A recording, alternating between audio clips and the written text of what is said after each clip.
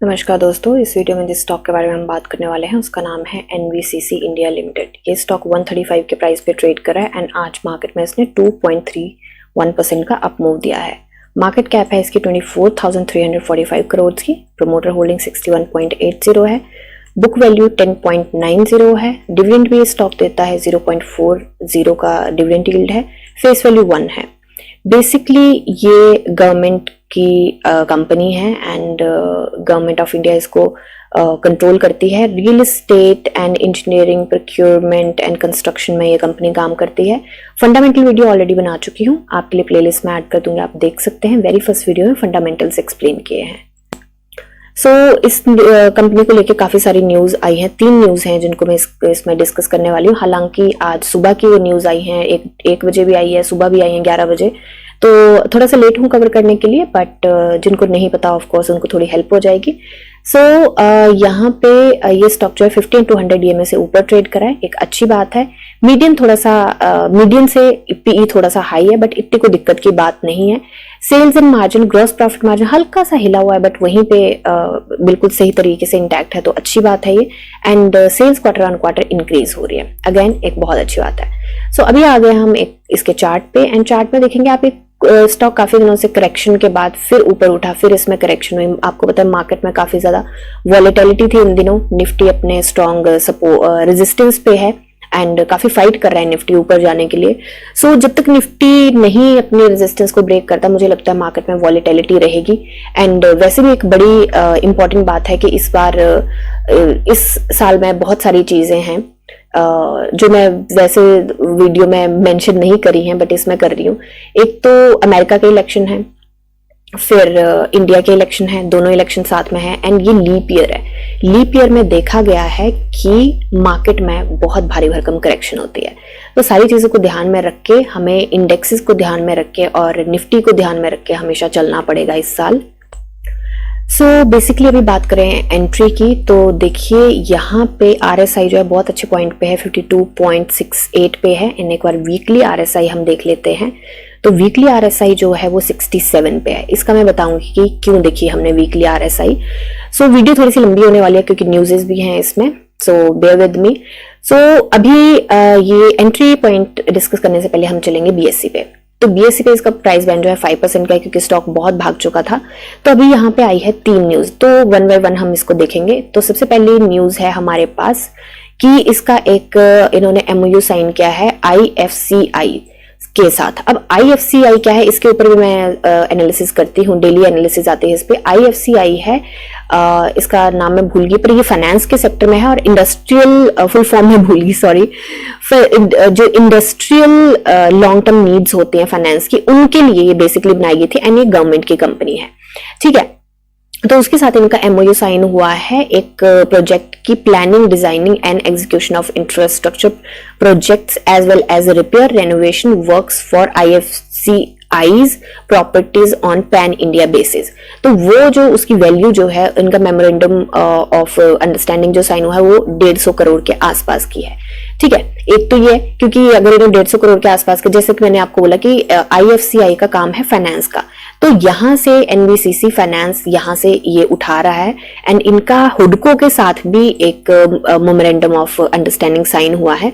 तो वहां से भी, क्योंकि आपको पता होगा कि इसको मिला था प्रोजेक्ट काफी अच्छा, तो वहां से भी इनका वो साइन हुआ है। एंड उसमें भी इनको काफी अच्छे 10,000 करोड़ के प्रोजेक्ट के आसपास का है।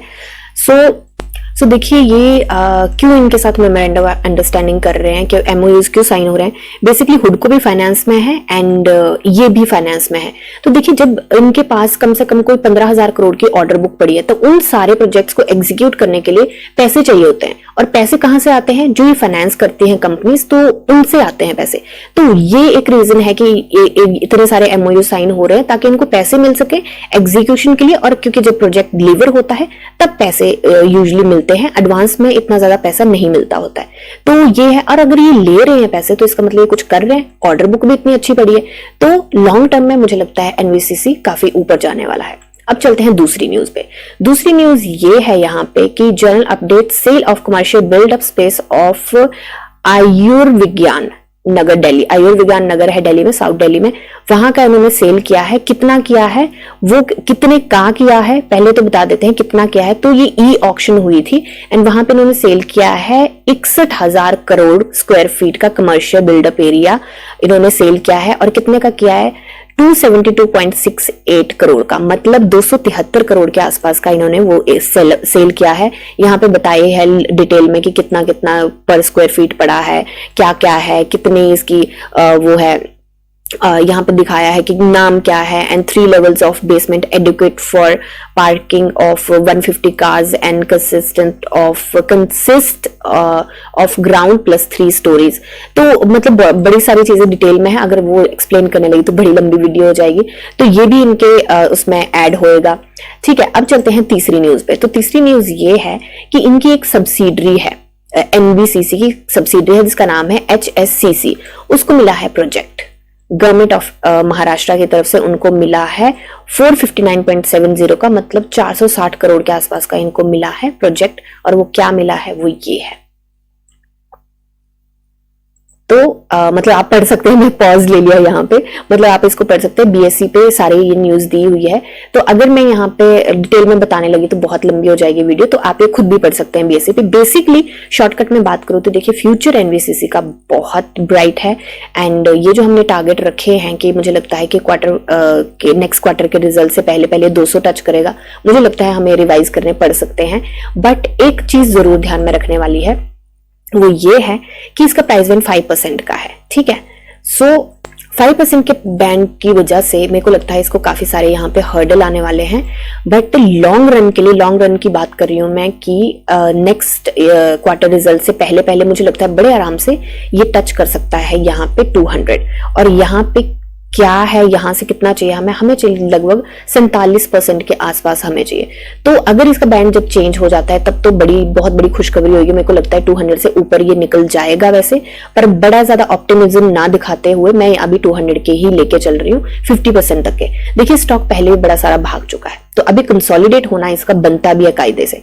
तो यहाँ पे एंट्री की बात करें तो देखिए लॉन्ग टर्म की तो एंट्री यहाँ पे जरूर बनाती, बट शॉर्ट टर्म के लिए मैं थोड़ा सा देखती, क्योंकि यहाँ पे ये देखिए अगर 5% पे लेके चलो तो 5% कितना होता है, यहाँ पे ये 6 आ गया, 5% थोड़ा सा ऊपर नीचे चल रहा है ये, तो इसके आसपास होता है। एंड यहाँ पे इसको हर्डल तो देखिए आने वाले हैं, इसके आसपास अगर ये ट्रेड करता है तो मेरे को लगता है यहीं पे इसको हर्डल आ जाएगा, ये यहाँ पे रेजिस्टेंस बनेगा इसकी। यहाँ पे रेजिस्टेंस देखी है हमने, यहाँ पे देखिए रेजिस्टेंस देखी है, यहाँ पे सपोर्ट बना था, यहाँ पे अगेन सपोर्ट बना, यहाँ पे रेजिस्टेंस है, यहाँ पे रेजिस्टेंस है। तो मुझे लगता है कि देखिए ये रेजिस्टेंस उसको फेस करनी पड़ेगी, तो 5% के बैंड की वजह से ये हो सकता है। अब बात ये भी आती है कि इतनी अच्छी ऑर्डर बुक, इतने अच्छे एमओयू, सब कुछ बहुत अच्छा है, तो हो सकता है कि अपर सर्किट में भी लॉक हो जाए, ये भी पॉसिबिलिटी बनती है। तो वॉल्यूम पे नजर मारते हैं, देखिए कल वॉल्यूम आया था 11 मिलियन के आसपास एंड आज वॉल्यूम जो है वो आया है 15 मिलियन, मतलब बीएससी को भी मिलाएं तो 16-17 मिलियन के आसपास, तो मतलब 2 करोड़ से कम का है। तो देखिए वॉल्यूम में वैसे जंप देखा गया है एंड अगर टेक्निकली बात करें तो मुझे लगता है स्टॉक थोड़ा सा अभी मूव देने वाला है, हो सकता है ये कुछ दिनों के लिए अपर सर्किट में लॉक हो जाए एंड फिर इस रेजिस्टेंस पे ये फिर से रुके थोड़ा सा। तो शॉर्ट टर्म के लिए मैं थोड़ा सा कॉन्शियस होकर एंट्री बनाऊंगी। मुझे लगता है कि यहां तक के ये इस रेजिस्टेंस से ये जो 145 पे आ रही है, 145 से ये निकल जाएगा ना तो बहुत अच्छा होगा। हालांकि 145 तक निकलने के लिए बहुत अच्छे मूव दे सकता है। 145 तक के लिए कितने होते हैं, ये होता है लगभग 7.5% के आसपास। तो देखिए 7.5% बहुत बड़ी बात होती है, बैंक एक साल में देता है 7.5%, है ना। तो अब देखिए यहाँ पे थोड़ा सा रिस्की है, तो इसलिए मैं शॉर्ट टर्म की एंट्री यहाँ पे नहीं बनाऊंगी, क्योंकि अगर ये स्टॉक यहाँ पे कंसोलिडेट करता रहा और कंसोलिडेट भी करेगा तो इसी रेंज में करेगा, तो शॉर्ट टर्म के लिए मैं ये बोल रही हूँ कि 15-20 दिन मैं लेके चल रही हूँ शॉर्ट टर्म, तो उसके लिए मैं एंट्री बनाऊंगी। तो मुझे लगता है 15-20 दिन में ये क्रॉस कर भी जाएगा, बेस्ट केस सिनेरियो बता रही हूँ, क्योंकि मार्केट में भी काफी वॉलेटिलिटी है, हो सकता है ना भी करे। तो बाकी मेरी सिर्फ एनालिसिस है, बाय सेल होल्ड की रिकमेंडेशन है, आप अपनी एनालिसिस कीजिए, जानी समझी पढ़िए और फिर इन्वेस्ट करिए। मिलते हैं नेक्स्ट वीडियो में, तब तक के लिए शुक्रिया एंड हैप्पी इन्वेस्टिंग।